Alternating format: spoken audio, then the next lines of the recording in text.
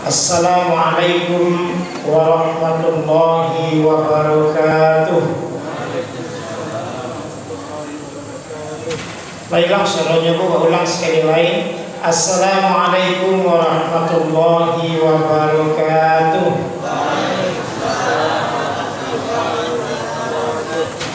Hamdan wa syukran lillah, summa salatan wa salaman ala rasulillah wa ala alihi wa ashabihi wa mawalah. Ashhadu an la ilaha illallah wahdahu la syarika lah wa ashhadu anna muhammadar rasulullah la nabiyya ba'dah. Faqala Allah ta'ala fil Qur'anil Karim, a'udzu billahi minasy syaithanir rajim. Bismillahirrahmanirrahim. Innallaha ya'murukum an tu'addul amanati ila ahliha wa idza hakamtum bainan nas an tahkumu bil 'adl. Shadaqallahul 'aliyyul 'azim. Yang kita hormati Bapak Wakil Bupati Tanah Datar beserta Ibu Ketua BW, seterusnya Bapak dari tim Ramadan khusus Pemerintah Daerah Kabupaten Tanah Datar, Bapak Camat Kecamatan Limakaum bersama Forkopimda, Bapak Wali Nagari, Bapak Ketua BPRN, Bapak Pengurus Masjid, Angkuangku, Nenek Mama, Alim Ulama, Cagek Pandai, Ibu-ibu Gundokan Doang, generasi muda, hadirin dan hadirat yang berbahagia. Pertama sekali mari kita mengucapkan syukur kepada Allah Subhanahu wa Ta'ala. Pada malam hari yang berbahagia ini kita bisa berkumpul dan berada di Masjid Raya Limakaum dalam rangka kunjungan khusus tim Safari Ramadan Kabupaten Tanah Datar. Salawat dan salam buat Nabi Muhammad sallallahu alaihi wasallam. Allahumma shalli ala sayyidina Muhammad wa ala ali sayyidina Muhammad. Bapak dan Ibu yang dirahmati Allah, jumlah masjid itu di Kabupaten Tanah Datar 328 buah masjid. Sedangkan malam Ramadan itu tidak berubah dari 29 atau 30 malam. Maka tidak mungkin seluruh masjid itu dalam satu dekade Ramadan bisa dikunjungi oleh pemerintah daerah, Bapak Bupati dan Bapak Wakil Bupati. Maka teristimewa malam hari ini kita bisa bersilaturahmi dengan Bapak Wakil Bupati beserta ibu dan rombongan di Masjid Raya Limakaum ini. Ibu-ibu dan bapak yang dirahmati Allah, kajian kita malam hari ini tentang amanah. Sebagaimana kita bacakan di awal tadi, apa yang dikatakan amanah? Amanah itu kalau kita definisikan ma yu'tamanu alaihi, bahwa yang dikatakan amanah apa yang diberikan kepercayaan kepada kita selaku hamba Allah, apa yang dipikulkan Allah, apa yang dibebankan kepada kita, maka itu dikatakan amanah. Kalau demikian banyak sekali amanah, maka pantas ketika pertama kali Allah tawarkan amanah kepada gunung, gunung melebur, meletus, tidak mampu mengemban amanah. Ketika ditawarkan kepada laut, laut mengering, begitu beratnya amanah. Lalu ketika ditawarkan kepada manusia, manusia mau, tapi kebanyakan manusia itu banyak yang menyia-nyiakan amanah. Setidaknya ada 3 macam amanah yang dianugerahkan Allah kepada kita manusia. Pertama, amanatun nas ma'a rabbih. Ada kepercayaan yang diberikan Allah kepada manusia dan kita pertanggungjawabkan langsung pribadi kita kepada Allah. Ada kepercayaan yang diamanahkan, tidak dibantu orang lain. Awak langsung mempercayakan dan menunaikan amanah itu kepada Allah. Dalam sebuah hadis Rasul mengatakan, la yaumil qiyamah. Tidak satu langkah pun hamba ini bisa melangkahkan kakinya di hari kiamat hatta yus'alu ala arba'in, sebelum hamba itu mampu mempertanggungjawabkan 4 amanah pada diri kita masing-masing.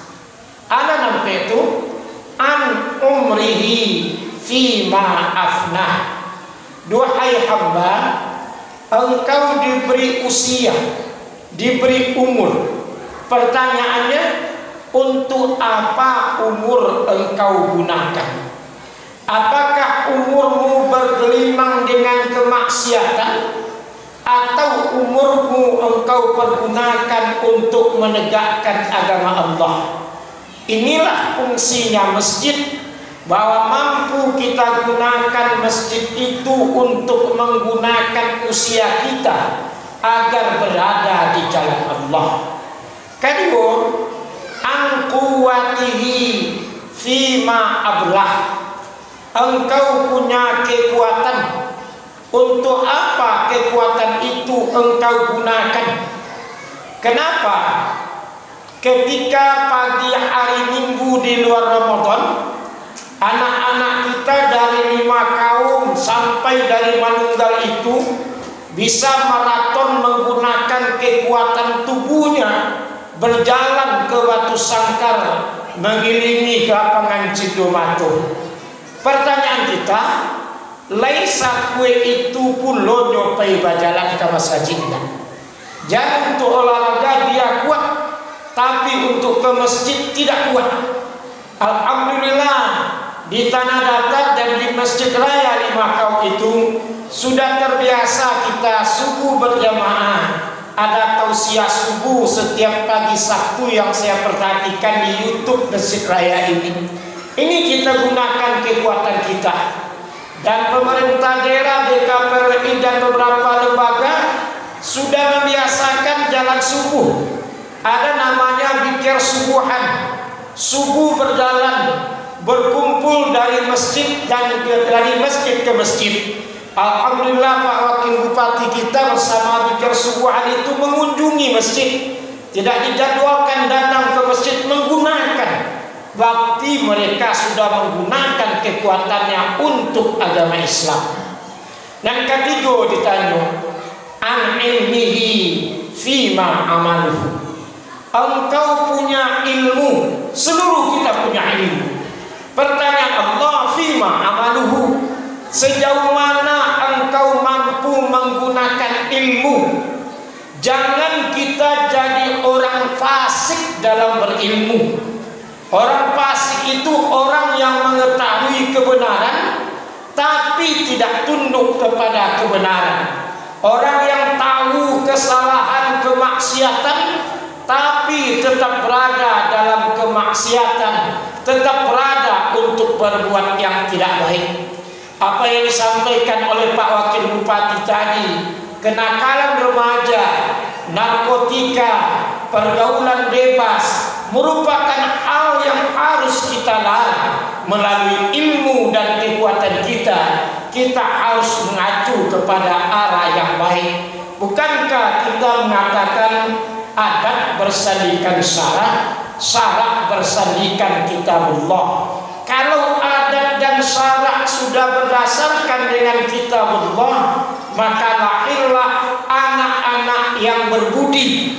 Kalau dalam adat namanya itu budi, dalam agama namanya akhlak, dalam pendidikan itu karakter. Budi, akhlak, karakter menunjukkan orang-orang yang berilmu.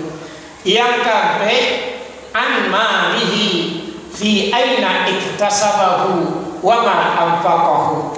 Wahai insan, di dunia engkau punya harta, dari mana engkau peroleh harta dan kemana engkau belanjakan harta?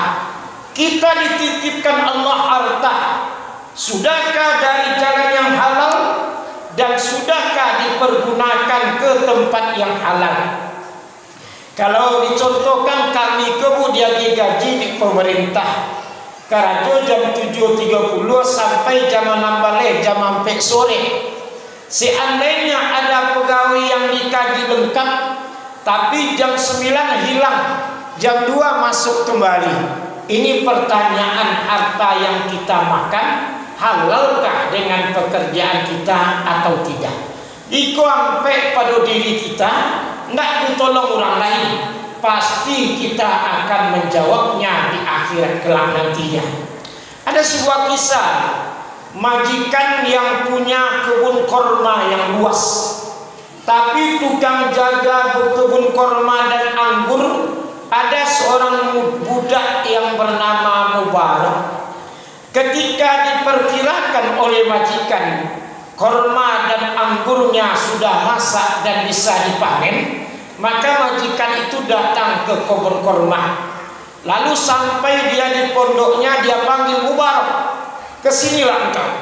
Lalu Mubarak itu datang. Apa kata majikannya? Ambilkan saya beberapa butir anggur yang manis, anggur yang paling baik yang ada di kebun korma ini. Lalu Mubarak tadi mencari anggur yang sangat matang, yang diperkirakan sangat manis. Lalu dia berikan kepada majikan tadi. Tapi apa yang terjadi? Ketika dimakan oleh majikan, ternyata anggurnya agak masak. Karena mungkin terlalu masak diambil oleh Mubarak. Dia pukul Mubarak itu, dia caci maki. Budak seperti apa engkau? Sudah saya gaji, sudah saya siapkan. Ketika saya minta anggur yang manis, engkau berikan anggur yang masak. Ketika dalam pukulan itu Mubarak menangis. Anaknya kecil, wahai Tuhan, bukankah Tuhan memberikan amanah kepada saya? Peliharalah anggur dan korma ini. Engkau siangi anggur dan korma ini. Kalau masak silakan petik. Nanti ada pedagang yang akan menjemputnya ke sini.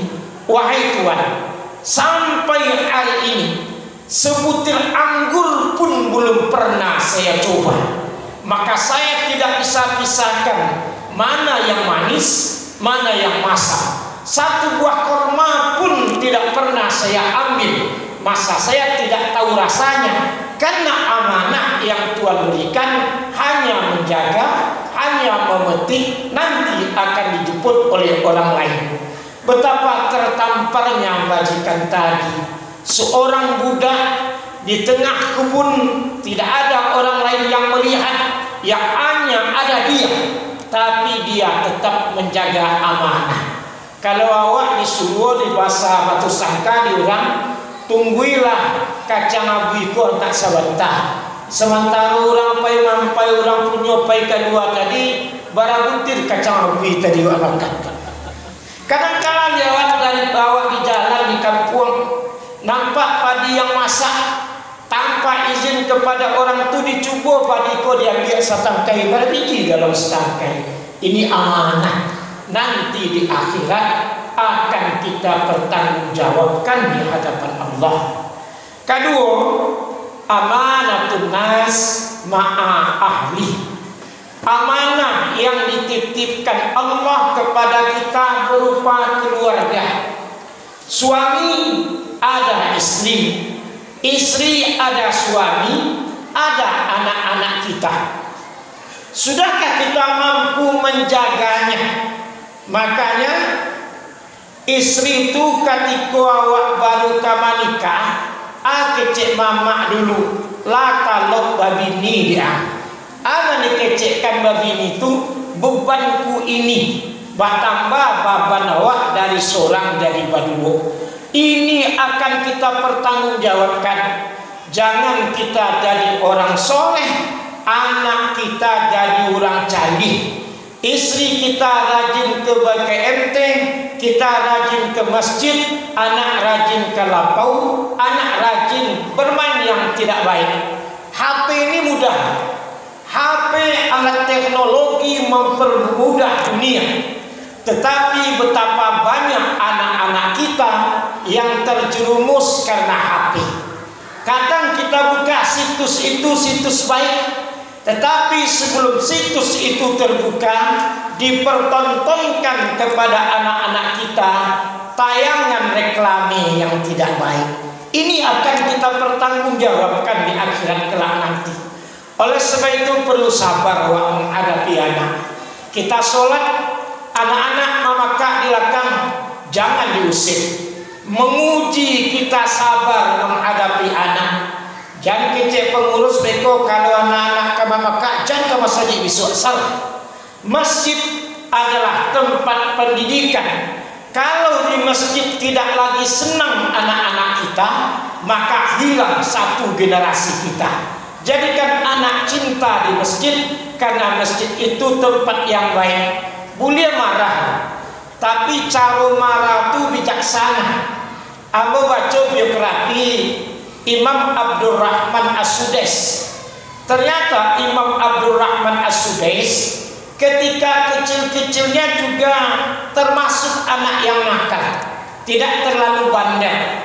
Karena kenakalannya, pernah ibunya berurai air mata mengatakan kepada As-Sudais, "Ya Sudais, kenapa engkau belum menukar akhlakmu juga? Bukankah engkau besok ibu harapkan menjadi imam Masjidil Haram?" Dia bilang, "Nggak baru baju akhlak wahang wahai Suder, besok engkau wahai Sudais, ibu harap jadi imam Masjidil Haram."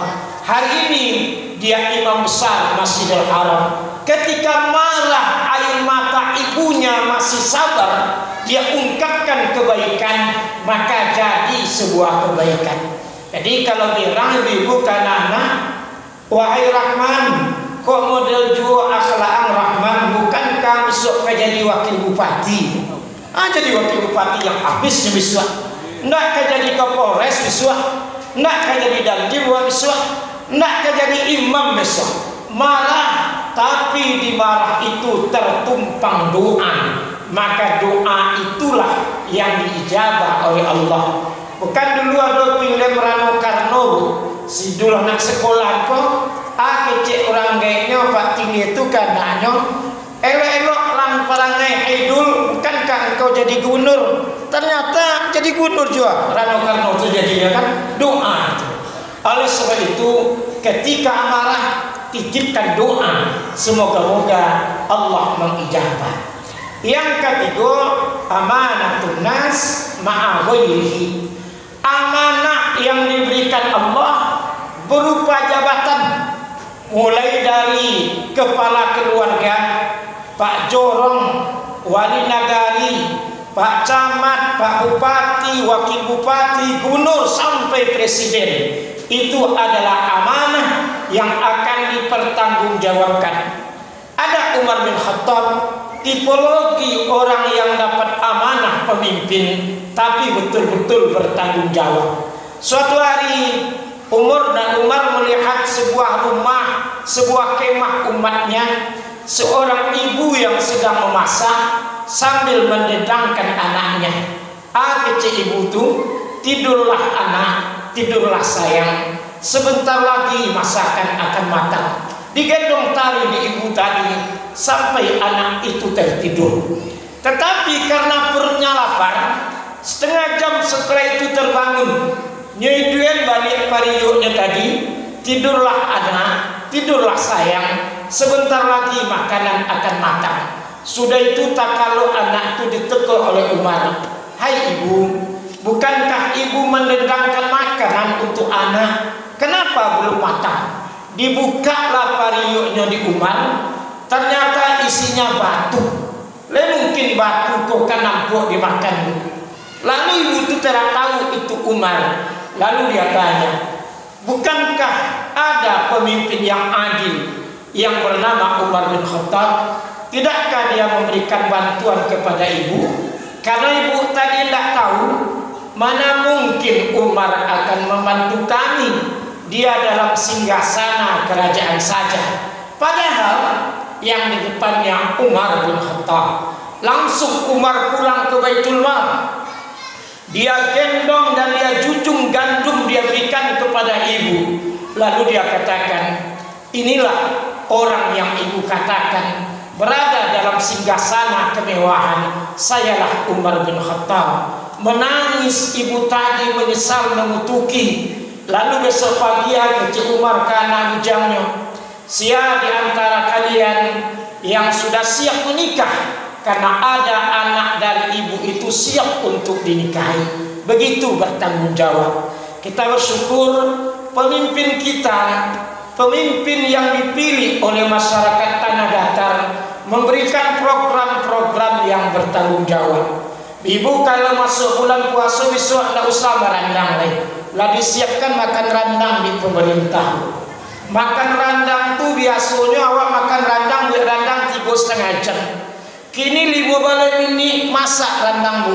Datang ke Bank Nagari, maka ajukan persyaratan, kita dibantu oleh pemerintah dari godaan-godaan rentenir, bank sampai 6 istilahnya, pinjam sampai dibayar anak. Tidak ada orang yang bisa menawarkan seperti itu. Maka kita gunakan basicnya ini masjid. Kalau jamaah masjid, jamaah yang datang ke masjid memenuhi persyaratan, dibantu oleh pemerintah untuk meringankan beban kita. Kalau hari ini masih bunga 3%, mudah-mudahan ke depan itu mungkin nanti bagi hasil nampaknya bagi hasil syariah. Kalau bagi hasil syariah dia sudah menjadi halal. Oh sulit awak bu. Harus ini di Tanah Datar yang pemerintah membantu membaca. Kalau dulu dia kita dibantu bukti tanggung jawab bahwa itu yang dia takdirkan untuk jadi pemimpin, ada bajak gratis. Ketika hari ini awak tidak sulit-sulit, banyak kita meminjam, banyak kita mengutang karena sebelum bercocok tanam karena untuk membaca. Kini dibantu. Ini amanah yang telah dititipkan kita masyarakat kepada pemerintah melalui Pak Eka dan Pak Ricci, dibuktikan kecintaan kepada masyarakat. Apalagi program satu rumah satu hafiz. Ini tidak saja program duniawi, program akhirat. Kalau satu rumah satu hafiz atau hafizah, kata Allah, orang yang di rumahnya ada hafiz dan hafizah berarti telah membuka cahaya untuk mendapatkan hidayah di rumah itu. Nanti bapak dan ibu yang punya hafiz dan hafizah, ada mahkota yang diberikan oleh anak-anak kita yang hafiz dan hafizah yang akan kita pakai di akhirat. Berarti orang yang berhasil membuat kader ada hafiz dan hafizah. Tidak saja bagi bapak-bapak dan ibu-ibu. Banyak rumah tahfiz hari ini memprogramkan hafiz dan hafizah bagi orang tua. Saya membaca sebuah musabaqah hifdzul Quran internasional, tapi pesertanya seorang nenek berumur 72 tahun mampu hafal Al-Quran. Awal dulu mungkin tidak ada program itu, tidak terbayang jadi hafiz dan hafizah. Sekarang diberikan oleh pemerintah. Jangan ragu, kita memberikan dukungan karena pemerintah sudah memperhatikan kita melalui amanah yang Allah titipkan kepada mereka berdua untuk memajukan masyarakat Kabupaten Tanah Datar. Kita semua pasti akan dipertanggungjawabkan atas amanah-amanah yang diberikan kepada kita. Mari kita bantu bersama pimpinan daerah kita, Bupati dan Pak Wakil Bupati menjalankan amanah mulia ini sehingga nanti kita dapatkan Tanah Datar yang madani, yang sejahtera, baldatun thayyibatun wa rabbun ghafur, bumi yang aman, padi menjadi padi masak, jago mau pieh, tarana bakal manggia, awak sayu satido. Itulah tujuan kita di Kabupaten Tanah Datar. Bapak dan Ibu, inilah kajian kita tentang amanah pada malam hari ini. Mudah-mudahan kita semua jadi orang amanah dan nanti akan kita pertanggungjawabkan di hadapan Allah Subhanahu wa Ta'ala. Semoga Allah meringankan dan mempermudahkan kita, tidak menyulitkan kita dalam urusan dunia dan akhirat.